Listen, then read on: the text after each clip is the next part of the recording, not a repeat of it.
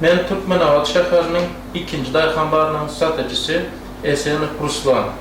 Men şu bazaryň içinde 2 ýyl bäri gög önümler önümini satýarym. Satýan gög önümlerden daşary ýurtdan gelýäni de bar.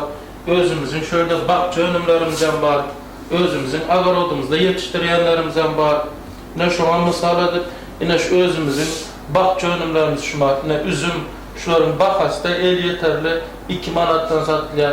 Garpız 50 tengeden satılýar. Şeptaly 3 manattan satılýar. Ne bu alçı önümü 2 manattan satılýar. Elde şular ýalyp ne daşary ýurtdan telekeçlerimizin üstü bilen gelýär. Daşary ýurt haritlarynyň da ne banan, ne daşary ýurt görnüşli alma, apelsin, şular ýalyp önümler satýarys.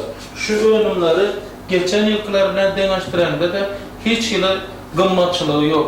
Geçen ýylam şu bahada alyp satýardyk şu mahda.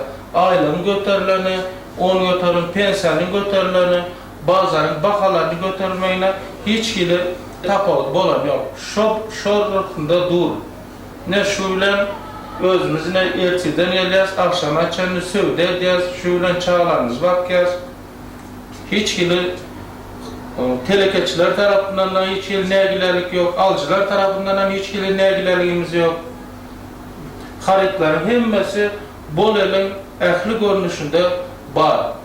Hususy bazarlarda da, hökümet bazarlarında da hemmesinin bahasy şuma bir bahada.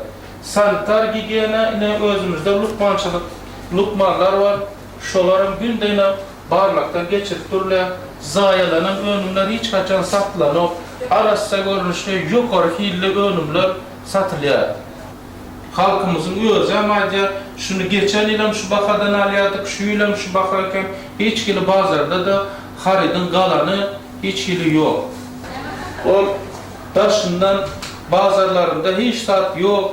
Bazarlarda harit dolanışygy pes diýen adamlar, özara öýünde oturan adamlar bazarymızda hemişe de kış, tomuz şu önümlerden elmadamam bol elin yeterli.